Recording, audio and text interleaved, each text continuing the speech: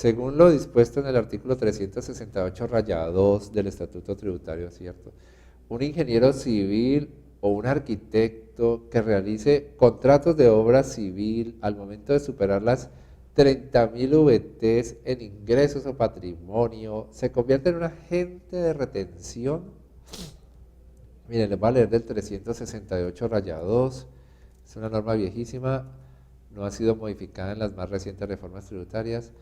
y desde diciembre del 2006, luego la modificación que hizo la ley 1111 para convertir las normas, las cifras en VTs, dice lo siguiente: personas naturales que son agentes de retención. Las personas naturales que tengan la calidad de comerciantes, primer requisito, y que en el año inmediatamente anterior tuvieron un patrimonio bruto o unos ingresos brutos superiores a 30.000 VTs, también deberán practicar retención en la fuente sobre los pagos a unos en cuenta que efectúe por los conceptos, y estos son conceptos específicos. Es para estos conceptos que se piden estos requisitos de ser comerciante y con patrimonio bruto alto o ingresos brutos altos. ¿Cuáles conceptos?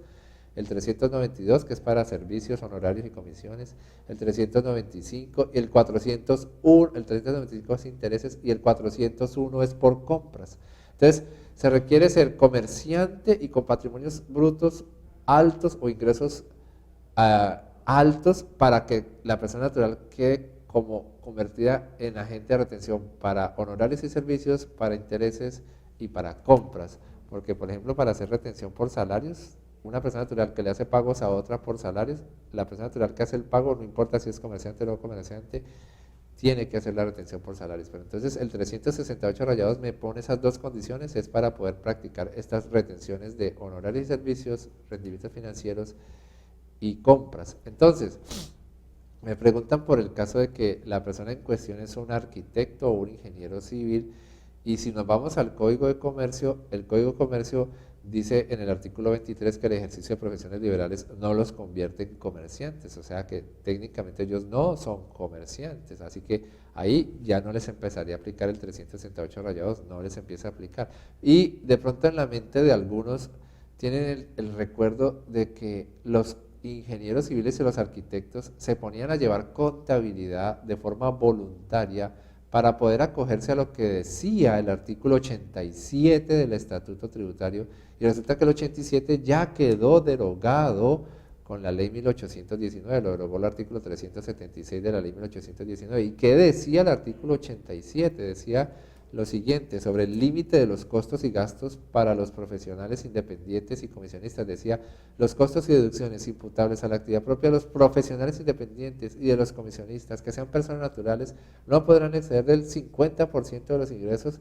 que por razón de su actividad propia perciban tales contribuyentes. Y el segundo inciso decía: cuando se trate de contratos de construcción de bienes inmuebles y obras civiles ejecutadas por arquitectos o ingenieros contratistas, el límite anterior será del 90%, pero deberán llevar libros de contabilidad registrados en la Cámara de Comercio o en la Administración de Impuestos Nacionales. Entonces, pues estos ingenieros y arquitectos llevaban esa contabilidad de forma voluntaria, ¿cierto? Para poder acogerse a este, ¿sí?, tratamiento especial del artículo 87,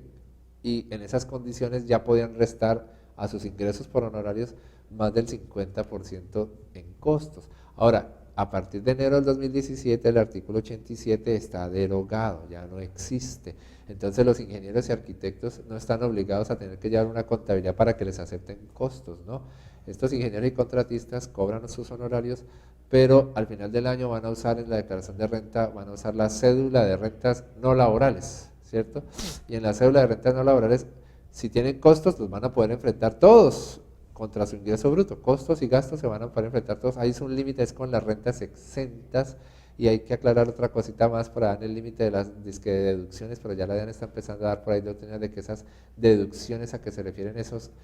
límites dentro de la cédula de rentas de capital o dentro de la cédula de rentas no laborales, cuando me habla que las deducciones también guardan un límite, que las deducciones sumadas con las rentas exentas guardan un límite respecto del primer subtotal en el que tomé los ingresos brutos menos los costos, que esas deducciones a las que se refiere allí la norma son aquellas deducciones que restan las personas naturales pero que no tienen relación de causalidad con los ingresos, que por ejemplo que la salud prepagada, o sí, para las personas que ganan rentas de trabajo, por ejemplo, que la salud prepagada o los dependientes, porque en la cédula de rentas no laborales, por ejemplo, los que tengan 2 o más trabajadores van a quedar esa allá en la cédula de rentas no laborales. Entonces, que esas deducciones que se sumarán con las rentas excedentes y que no pueden pasar del 10%, que es lo que recuerdas hasta este momento, es para ese tipo de decisiones. Pero, por ejemplo, los costos y gastos del ingeniero contratista, pues sí van a estar todas en la cédula de rentas laborales y no van a tener límite. Entonces, ahí tenemos los elementos para que entendamos que los ingenieros y contratistas a partir del 2017 no están obligados a llevar contabilidad, entonces para efectos de tener que les acepten costos, gastos, y si no están obligados a llevar contabilidad, pues no son comerciantes porque tampoco el Código de Comercio los obliga, entonces estas personas no deberían estar actuando como agentes de retención según lo que dice ese artículo 368 rayados para esos conceptos del 368 rayados.